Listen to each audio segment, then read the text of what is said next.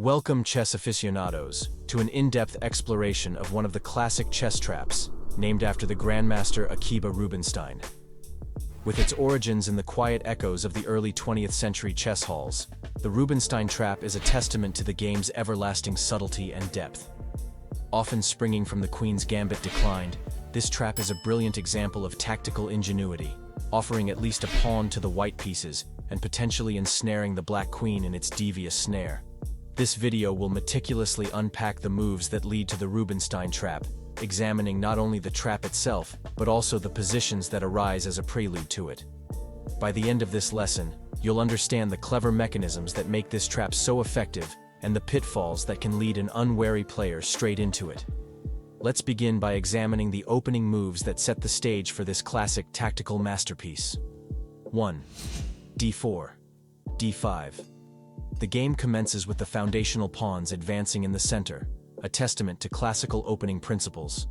White aims to control the center, while black responds in kind, hinting at the solid and resilient queen's gambit declined. 2. Knight f3, knight f6. Developing the knights before the bishops, both sides follow the opening tenets of developing pieces and preparing for future central engagements. 3. c4, e6, white stakes. A claim in the center with the intent of initiating the queen's gambit. Black, fortifying the central pawn on d5, signals a conservative and solid structure, avoiding early complications. 4. Bishop g5, knight d7. The bishop pinning the knight is an aggressive probing move initiating tension. Black responds by reinforcing the knight on f6, which also opens up the path for the bishop on c8, a prelude to later development. 5. e3, bishop e7.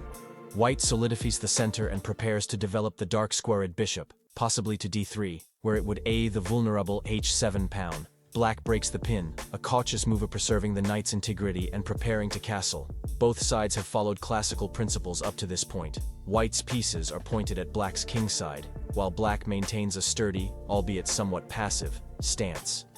As the opening unfolds, the board is set for more ambitious maneuvers, and we will soon see how one misstep can invite a disastrous outcome. 6. Knight c3, castle. White continues to develop with a natural move that brings the knight to its best square.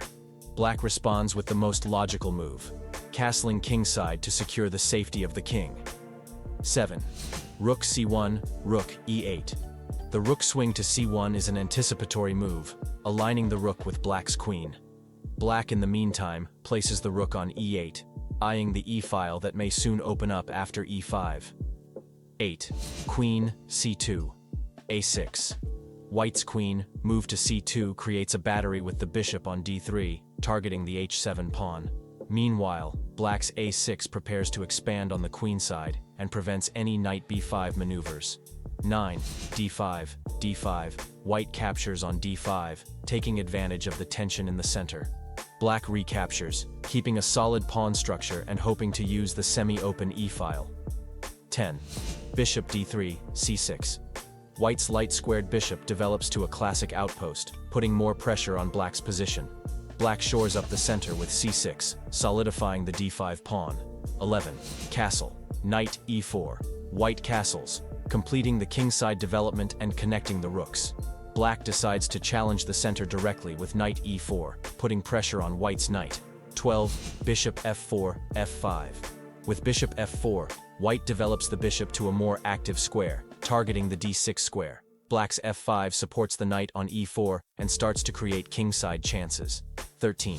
Knight d5, d5. The crucial moment has arrived. White sacrifices the knight on d5. This move is a bolt from the blue, diverting the c6 pawn and aiming to lure the black queen away from the defense of the knight on d7. 14. Bishop c7, queen c7. White's bishop boldly captures on c7. This is not a mere pawn grab, it's a tactical operation with far-reaching consequences. The queen on c7 seems to guard all necessary points, but there's a venom in white's position that's about to be unleashed. 15. Queen c7.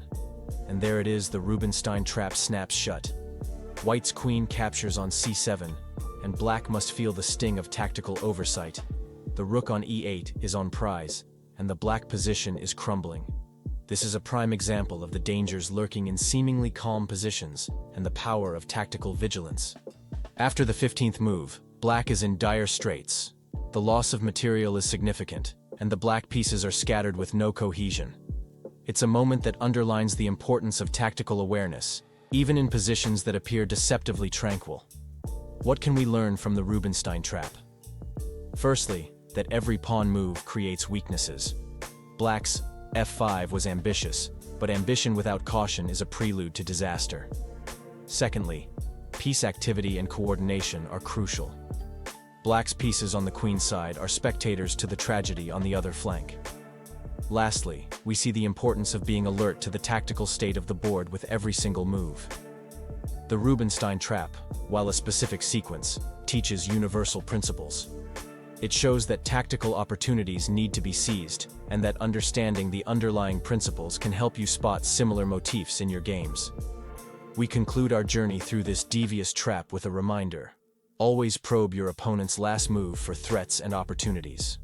As Akiba Rubinstein would likely advise, it is the player who combines strategic planning with tactical acuity who often leaves the board victorious. Thank you for joining us for this deep dive into the Rubinstein Trap. We hope this exploration enhances your tactical play and strategic understanding.